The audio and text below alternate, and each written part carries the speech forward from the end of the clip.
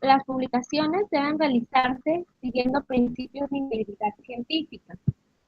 Bueno, el hecho de publicar eh, tiene para los editores diversas implicancias, ya sean sociales, éticas y científicas. Sociales, ¿por qué? Porque esto implica su prestigio, su reputación, el crecimiento personal y sus ingresos. Y por otro lado, éticas, porque ahí se puede observar la transparencia y la veracidad del científico o del investigador. Y científica, porque va a influenciar sobre las mejoras en la calidad de vida de las personas, ¿no? Hoy en día existen reglas como las de la Asociación de Editores de Revistas Médicas, en las que se considera una obligación la publicación de los resultados de las investigaciones, eh, ya sean estos resultados negativos. ¿Porque es importante publicar, eh, la, publicar los resultados negativos? ¿Por qué? Porque si alguien quiere hacer nuevamente ese método, va a buscar y va a encontrar que no ha funcionado, bueno, ya no lo haría, ¿no? Y sería una pérdida de tiempo y una pérdida de recursos también. La misma asociación exige para el caso de los reportes de ensayos clínicos que los proyectos hayan sido registrados en base de datos internacionales, accesibles, accesibles para que puedan estar al alcance del público, ¿no? La publicación responsable es responsabilidad, valga la redundancia, de los editores como de los autores. ¿Por qué de los editores? Porque ellos deben someter los manuscritos a una revisión. Y de los autores, porque de ellos se espera la transparencia e integridad para que puedan tener confianza en lo que nos están comunicando, ¿no? Bueno, por otro lado tenemos las publicaciones reiterativas o redundantes. Hablamos de este tipo de publicaciones cuando un mismo autor explica datos, ya sean hipótesis, métodos, resultados o conclusiones de un mismo estudio en dos o más artículos, ya sea por completo o con mínimas diferencias en la información. Es el caso de las chicas, ¿no? Que publicaron varias veces el mismo artículo y una solamente aumentó 50 casos. Y pueden también juntar datos de dos artículos para publicarlos en un tercer artículo y hacer, o sea, así aumentar el número de publicaciones, ¿no? Bueno, los tipos de publicación reiterativa tenemos la publicación duplicada autorizada, la publicación duplicada no autorizada, la publicación salami y la publicación inflada.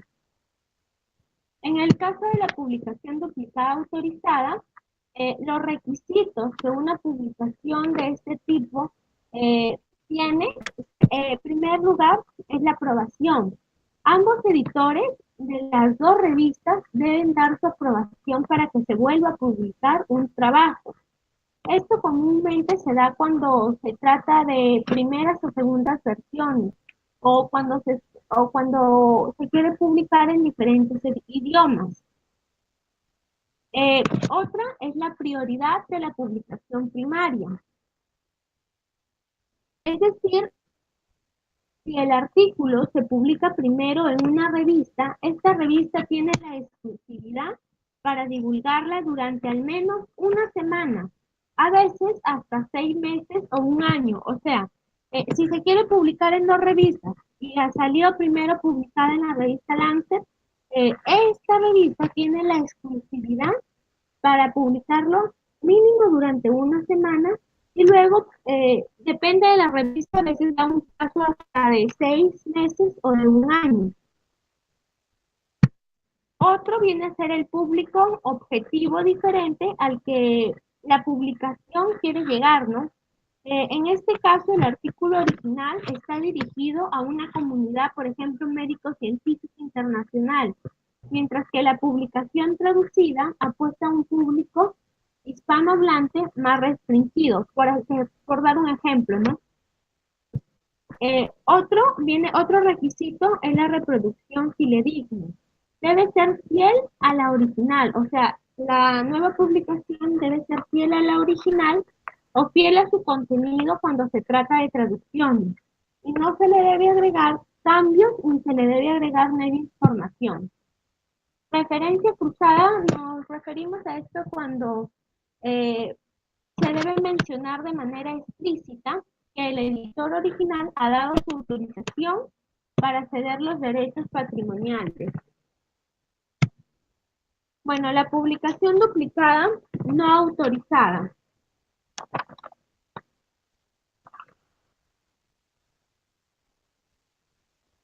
Ya. Al no ser autorizadas por los editores del trabajo original, constituye una falta de integridad científica. Además, la autorización preocupa también además de la autorización, deben preocuparse por las alteraciones que un grupo de autores o varios autores hagan en su trabajo con el fin de pasarlo como una nueva publicación, ¿no? Esto se puede reconocer mediante ciertos indicios, como por ejemplo cambiar la composición o aparición de los autores, es decir, el orden en el que aparecen, ¿no? Modificar el título o alguna sección del artículo. Esto tiene consecuencias. Bueno, la principal consecuencia es lógicamente que hay un engaño a los lectores, ¿no? Eh, con el fin de hacerlo pasar como una nueva publicación. También el consumo innecesario de recursos editoriales, ya que se retrasa la publicación de otros trabajos por perder tiempo, por así decirlo, en realizar un trabajo que ya ha sido publicado, ¿no? Las implicancias legales, ya que los autores asumen compromisos con los editores, quienes legítimamente retienen los derechos de autor de los textos. Y la alteración de la evidencia científica. Cuando se manipulan, porque ya que al manipularse los contenidos con la finalidad de ocultar o de añadir nuevos datos, ¿no? Porque muchas veces cuando nos salen datos negativos, pensamos que ese trabajo está mal. Y bueno, no es así, pues no, simplemente nos han salido datos que nosotros no nos esperábamos, pero que también deben ser reportados.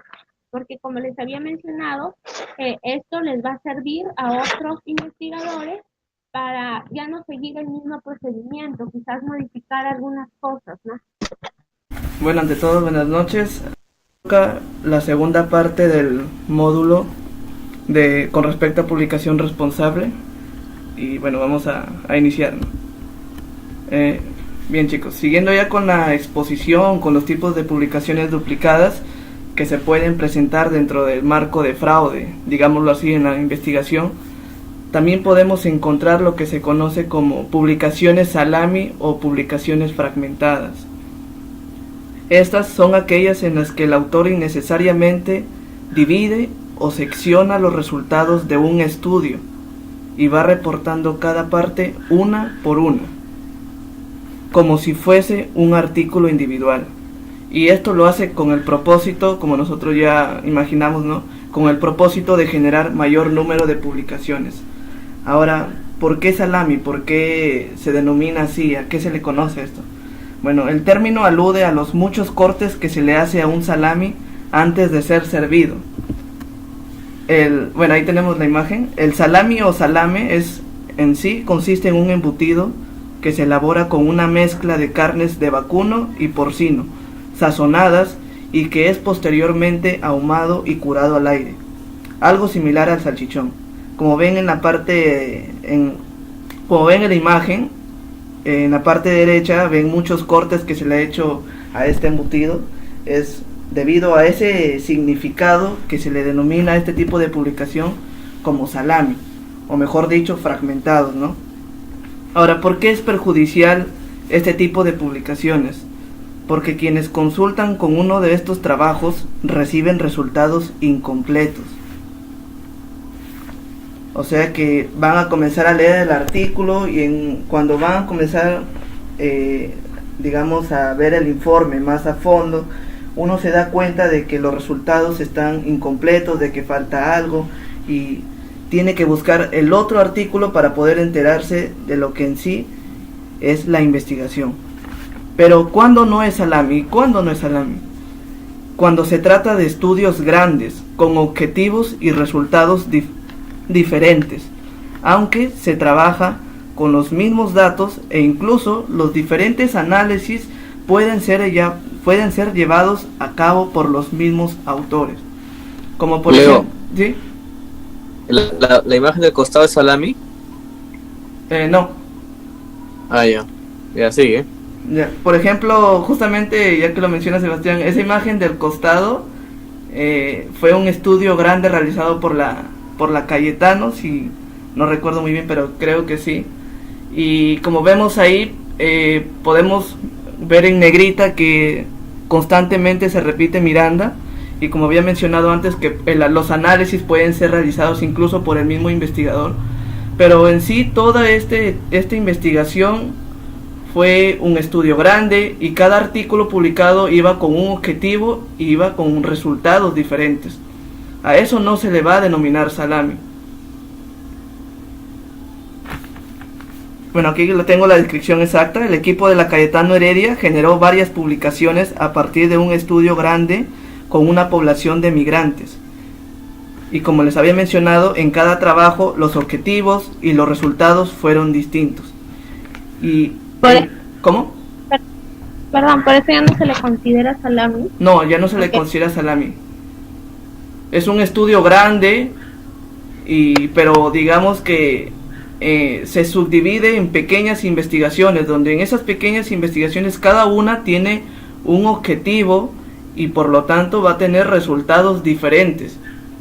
Y no afecta en nada el hecho de que participen en algunos casos 1 o 2 autores, o incluso más. No afecta en nada.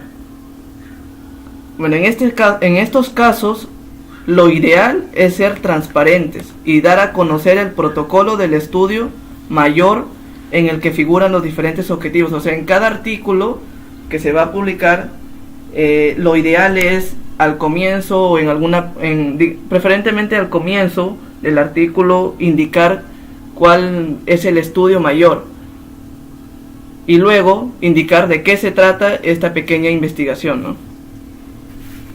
¿Sí me entendieron con respecto a las publicaciones salami? Sí. Listo. ¿Alguien tiene una pregunta?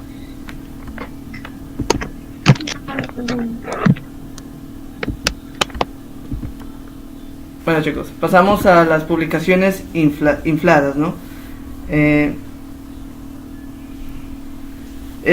Bueno, ¿a qué se refiere las publicaciones infladas? Es decir, que se van a agregar casos nuevos a una investigación ya publicada, generando de esta manera una nueva publicación con resultados que en realidad no varían con respecto al artículo anterior, anterior.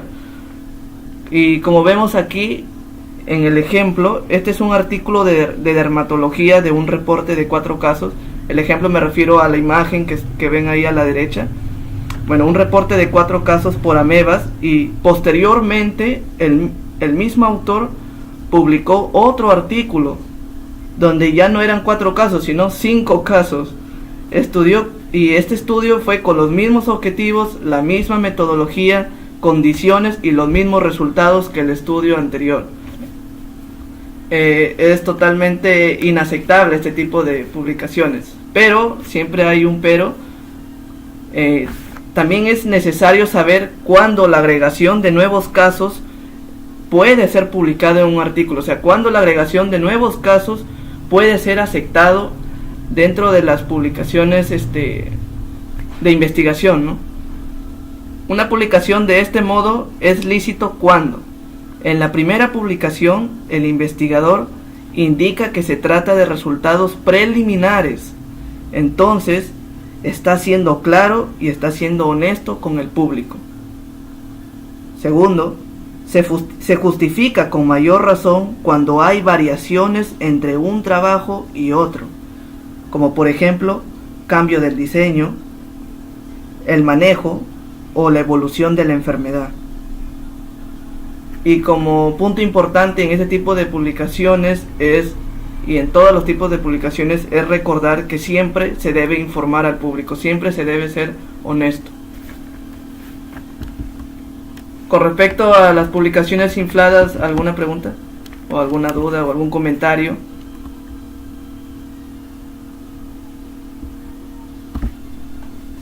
No, ninguna.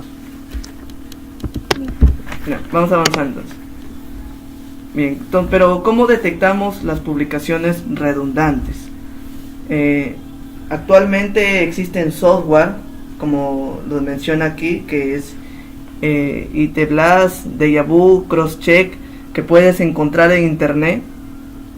Y también podemos hacer uso de las búsquedas manuales, como por ejemplo usando Google Scholar, ¿no? Se puede buscar, por ejemplo, por primer, segundo y último autor. Y sobre todo es prestar atención a los primeros y al último autor, sobre todo, ya que es el considerado como autor senior. Y en años recientes, los editores científicos están asumiendo activamente esta tarea, ya que son los más perjudicados. ¿Y cómo responder o qué hacer cuando detectamos una publicación redundante? A nivel editorial, se debe informar al autor sobre su falta. Lo usual es rechazar el trabajo, si es que está en revisión, pero ¿qué sucede si el artículo ya está publicado? Bueno, en este tipo de casos se puede retractar, y si es el caso de que también ya fue publicado en otra revista previamente, se informa a esa otra revista. Si se considera conveniente o si sus normas lo indican, se puede incluso informar a los patrocinadores del estudio y a las instituciones de los autores para que tomen las medidas correctas. Con respecto a eso, a nivel institucional, se debe indagar, investigar, se debe sancionar, se debe hacer seguimiento, por supuesto, de pautas institucionales. Y si es que estas no existen, entonces queda ya por último la sanción moral.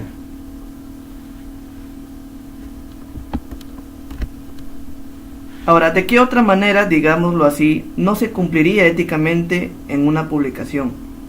Respondiendo a esto, hay que tener bien en claro la responsabilidad que tiene el autor con respecto al manejo de las citas. Ahora, esto, lo que les acabo de decir, compete a la responsabilidad de los autores, el manejo de las citas. Esto es muy importante. En esto del manejo de las citas se pueden cometer errores menores y errores mayores. Errores menores, como por ejemplo nombres de autores mal escritos, nombres de revistas mal escritos, título del artículo incorrecto, falta el número de volumen, página, etc. Y errores mayores, errores graves, cuando por ejemplo a veces se coloca la referencia de un artículo, pero ¿qué es lo que pasa cuando uno lo busca? Al buscarlo uno se encuentra con que ese artículo no dice lo que el manuscrito cita, ¿no? En conclusión, material citado incorrecto. Sucede también que en un determinado artículo se publicó en una revista y resulta que cuando uno lo revisa no existe el volumen o no existe la página que se señala. De nuevo, citación incorrecta. También existe material atribuido a otro autor y este no aparece en la bibliografía del manuscrito. Lo que se resume en que hay citas presentes en el texto que posteriormente, cuando uno revisa la bibliografía, no aparecen. También está la posibilidad de que si alguien no coloca las citas, se le puede acusar de plagio. Ahora, ¿qué otras responsabilidades asumen los autores o deben asumir los autores? Sobre todo, como ya les vengo mencionando, es enfatizar mucho el cuidado que se debe tener a las citas y no confiar en lo que se dice solo los resúmenes. No se deben citar fuentes que no fueron leídas o no fueron bien entendidas. No tomar grandes cantidades de texto de fuentes para solo citar una pequeña parte.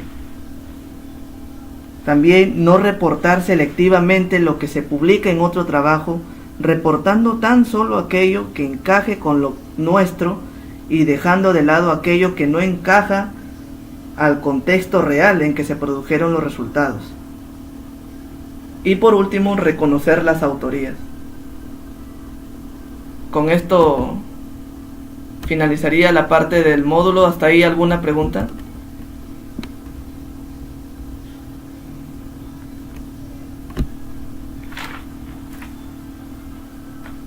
Bueno, caso de evaluación. Como dice el título, publicación de un artículo aparecido previamente en otro idioma. Un grupo de especialistas en sexualidad desarrolló en el Perú una nueva herramienta web para capacitar a distancia a promotores de salud y a docentes de educación básica en el manejo de contenidos sobre educación sexual integral. La evaluación del sistema arrojó que éste había contribuido a mejorar notablemente los conocimientos sobre el tema entre los usuarios y que además servía para ampliar la cobertura y reducir los costos de la capacitación. Ahora, los responsables del trabajo elaboraron un manuscrito con la descripción y los resultados de la evaluación del sistema, para publicarlo en inglés en una revista norteamericana especializada en educación en salud. Algunos meses después, el manuscrito fue aceptado y publicado en la revista. El artículo llegó a las manos de un funcionario de una agencia sanitaria colombiana dedicada a la educación en salud, quien consideró que la estrategia podía ser replicada en su país y que el trabajo merecía mayor difusión entre un público hispanohablante. El funcionario escribió entonces al autor principal del artículo y le propuso traducirlo al español para publicarlo en una revista colombiana de acceso abierto vía internet. El autor accedió a esta propuesta y dejó en manos del funcionario la traducción y la tarea de enviar el trabajo a esta nueva revista.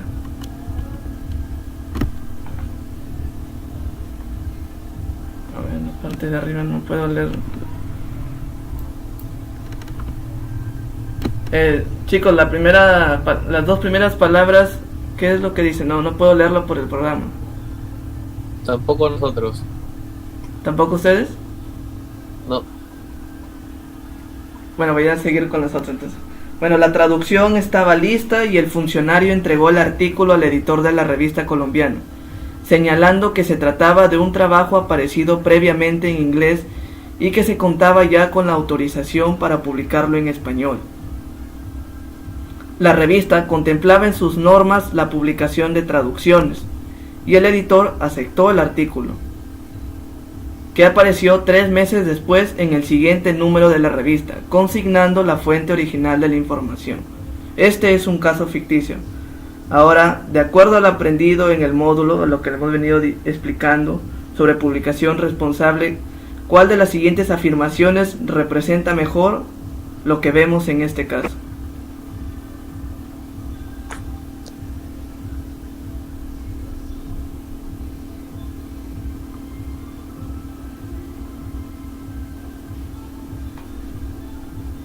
Sigue, Leo.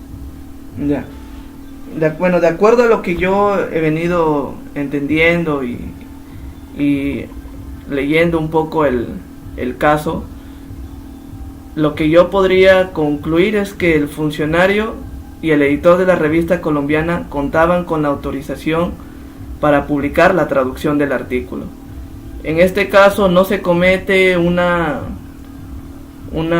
publicación duplicada, o sea, no se comete una mala conducta científica porque estaba autorizada por el autor y además se dirigía a otro tipo de público. Como recuerdan, el primer artículo estaba dirigido hacia un público de idioma inglés y el segundo público estaba dirigido hacia personas hispanohablantes, entonces el público era diferente.